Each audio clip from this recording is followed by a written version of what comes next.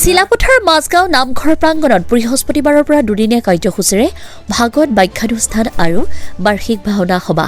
ভাগৱত পাঠৰ অমিয়া সুৰ হৰিনামৰ ধ্বনিত মুখৰিত চৌদিশ চিলাপথাৰ নগৰৰ সমীপৰ মাজগাঁও নামঘৰত আজিৰে পৰা দুদিনীয়া কাৰ্যসূচীৰে আৰম্ভ হৈছে ভাগৱত পাঠ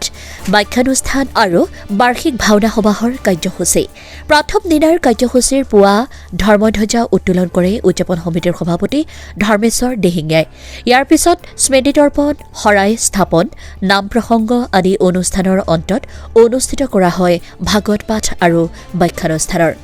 সুললিত কণ্ঠৰ ভাগৱত পাঠৰ লগতে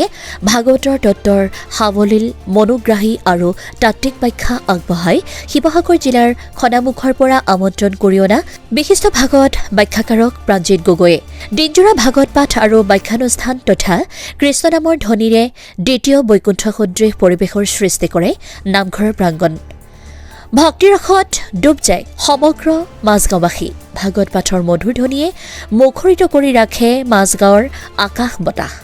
কালিলৈ পুৱা সাংস্কৃতিক শোভাযাত্ৰা আৰু দিনজোৰা নাম অনুষ্ঠানৰ অন্তত নিশালৈ আমন্ত্ৰিত ভাওনা দলৰ দ্বাৰা ভাওনা প্ৰদৰ্শন কৰিব বুলি উদ্যোক্তাসকলে জানিবলৈ দিছে চিলাপথাৰ মাজগাঁও নামঘৰ সমিতিয়ে এইবাৰ ৰাইজৰ সিদ্ধান্ত মৰ্মে দুদিনীয়া কাৰ্যসূচী আমি কাৰ্য লৈছিলোঁ প্ৰথম দিনা আমাৰ ভাগৱত পাঠ আৰু ভাগৱত ভাঙনি ভাগৱত ব্যাখ্যা আছিল দ্বিতীয় দিনা আমাৰ ৰাইজে নাম প্ৰসংগ কৰিব আৰু গধূলিলৈ এখনি ভাওনা হ'ব কৰি আনিছোঁ আমি ভাওনাখন ধেমাজিৰ পৰা আজি ভাগৱত পাঠ আছিল আমি আমন্ত্ৰণ কৰি আনিছিলোঁ প্ৰাঞ্জিত গগৈদেৱক তেখেতে সুন্দৰ ভাগৱত ব্যাখ্যা কৰিছে ৰাইজে আপ্লুত হৈছে তেখেতৰ ভাগৱত ব্যাখ্যাত খুব আনন্দ পাইছে আজি